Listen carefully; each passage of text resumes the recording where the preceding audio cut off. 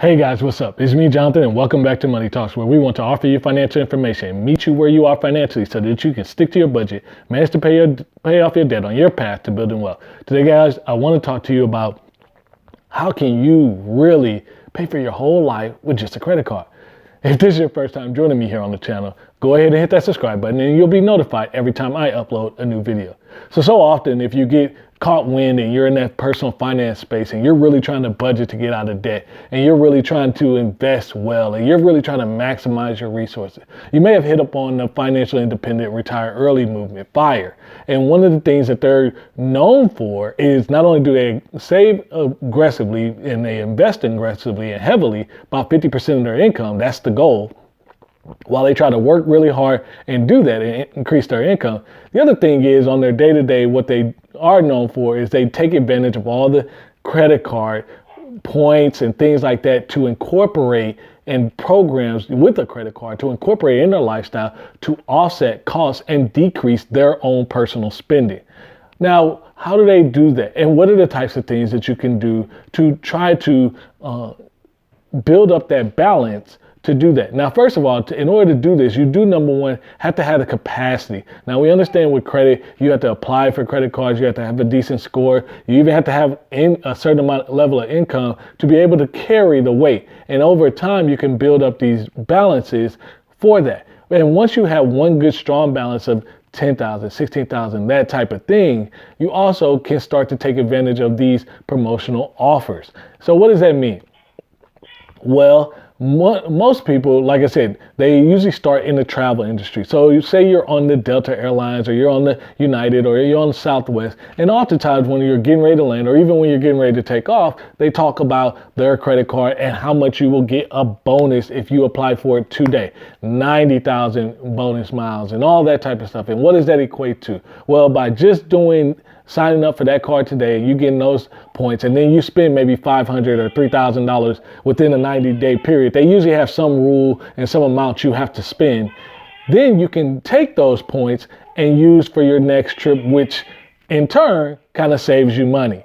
That's one way that people do that. And they do that, they go from promotional offer to promotional offer. I've even seen where people take the promotional offer, maybe keep the card, get the points, get the reward, they close it down, and then they go on to another. So that's one option. Because again, with credit and with credit cards, you're going to have a certain capacity that some people may not allow or approve you for a sizable limit to do what you need to do in order to get that bonus. So it may make it a little difficult.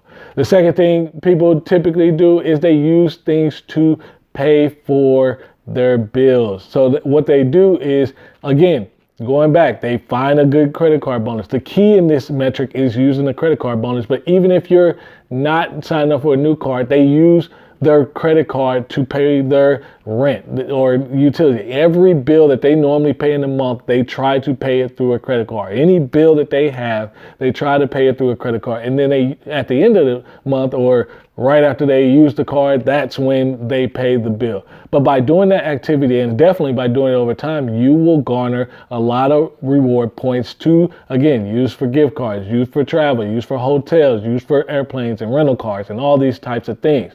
And then there's another way that people that I've seen that definitely, again, have used this tool of credit to really maximize themselves. And that is in the form of balance transfers, but also credit card, but for the large purchases. So maybe they were doing a kitchen remodel, or in some instances, you could actually use a balance transfer check that's 0% and buy a car with it if you had the cash to pay it off. See, the key about this whole thing is you have to understand when you enter down into this credit rabbit hole, it's going to take discipline. It's going to take understanding what each bill has and what's your personal capacity. Can you do it and can you be successful? Well, yes, it's been proven. Many people do it. Is it suggested by the average person? Not often, because you can take yourself down a rabbit hole and you might dig a hole that you can't get out of. But how do you pay for a car with a credit card? Well, yeah, if you're trying to get the points. Well, number one, you want to make sure you have the cash available for the car. Do have the cash available for the car. Because even if you have a 0% balance transfer check that you use, and for that year, what you could do, if you have the limit, is you can use the balance transfer check, pay the minimum payment because you're not paying any interest, and then once that time is up, 12 or 18 months or what have you, you can move that balance transfer to the next card.